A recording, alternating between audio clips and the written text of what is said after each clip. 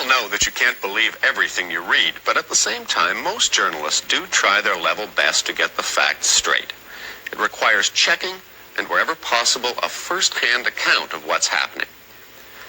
But an eyewitness account is not always possible, particularly in nasty wars on the other side of the world. And so reporters sometimes have to rely on other people's accounts. The story then becomes as good as its source, and sources sometimes lie. The U.S. Central Intelligence Agency, the CIA, deals in information and misinformation. Tonight we see how the CIA has been able to plant news reports that aren't just inaccurate, but totally fabricated. This is Angola, a former Portuguese colony in southwest Africa that's been at war since the mid-70s. Its left-wing government, supported by Cuban soldiers, fights a continual battle against guerrillas backed by South Africa. 10 years ago, the Soviets helped send guns and troops here, and the United States responded with support for the guerrillas. According to newspapers at the time, that's how the Angolan War started. But did it? John Stockwell, wearing the cross, worked for the CIA for 12 years. As a colonel, his last assignment was to run the U.S. campaign in Angola. The basic theme was to make it look like a Russian and Cuban aggression in Angola. And so any kind of story that you could write and get into the media anywhere that pushed that line, you did. 1/3 of my staff in this task force was covert action, was propagandists, whose professional career jobs was making up stories and finding ways to get them into the press. In 1975, the resource-rich African country was being fought over by three factions. Agostinho Neto led the left-wing MPLA, which eventually became the government. Jonas Savimbi, an anti-Marxist, led UNITA, which was openly supported by South Africa. And another anti-communist force was led by Holden Roberto, who had been paid by the CIA for 14 years and was now to receive major U.S. support. The CIA had just closed down 3 long-term paramilitary operations in Southeast Asia. Vietnam, Cambodia, and Laos. They'd had over 1,000 paramilitary case officers come flocking back to Washington. They didn't have desks for everybody, much less jobs, and morale was rock bottom low. They wanted a covert action. They wanted paramilitary encounter. The rationale was that the Soviet Union was trying to take advantage of the United States' weakness right after the Vietnam War, that Angola was getting its independence and they were trying to snap it up, and that Henry Kissinger decided that we could not be weak and we wouldn't let them do it. Our own files disproved that. We moved into Angola first and the Russians were responding to us. But before the CIA could move, the U.S. National Security Council had to be sold, and Stockwell helped with the briefings. The first briefings on Angola literally went, gentlemen, this is a map of Africa. Here is Angola. And then they went on with a chart to explain there are 3 liberation movements in Angola. One of them is headed by Holden Roberto. He's the good guy. We've worked with him for years, and they use literally good guy. Then the MPLA is headed by this drunken, psychotic Marxist poet, Agostinho Neto. He's the bad guy. And they used exactly the good, so to make sure that people understood.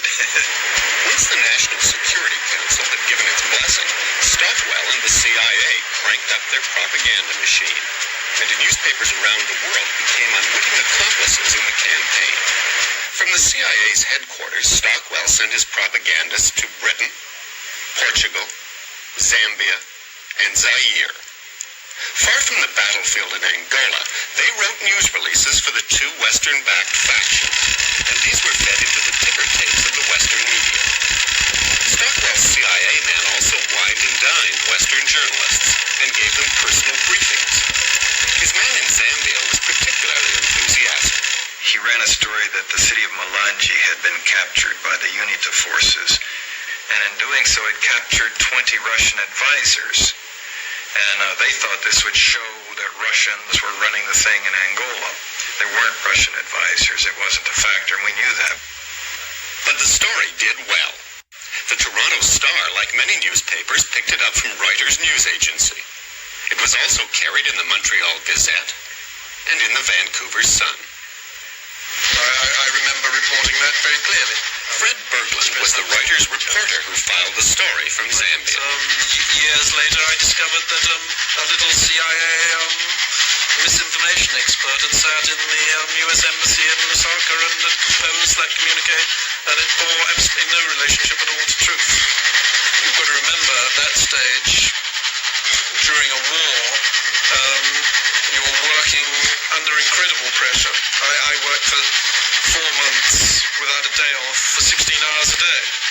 And all that was wanted was a flow of information. I mean, I'd done the same in the Middle East War. I was based in Damascus. And in the first week of the war in Damascus, I wiped out the Israeli Air Force 3 times over with official statements. Reuters, with its headquarters here on London's Fleet Street, is one of the world's largest news agencies. Its international bureaus provide many newspapers with their only source of news from far parts of the globe. Well, I mean, with hindsight, some of the official statements from the side I was reporting, when I stress from the side I was reporting, but also from the side that people in Luanda, where the MPLA were reporting, clearly most of those statements were completely false. The CIA man in Zambia soon came up with an even better story. He had some Cuban soldiers raping some young Angolan girls. Then there was a battle, and he had that Cuban unit cut off and captured. And then he had the Cuban women, the victims, identifying their rapists. And then there was a trial, and they were convicted. And then he had them executed by a firing squad of the women who had supposedly been violated, with photographs of young African women with weapons shooting down these Cubans. There had never been a rape. There had never been the military action. The Cubans had never been captured. It was all fiction. Fiction, maybe, but it showed up on the front page of papers like the Toronto Star. The Toronto Globe and Mail also ran the story, and its headline attributed it to Angolan guerrillas. Many other Canadian newspapers in cities like Winnipeg, Montreal, and Halifax picked up the story. Basically, and to put it very crudely, you can publish any old crap you like, and it will get newspaper room.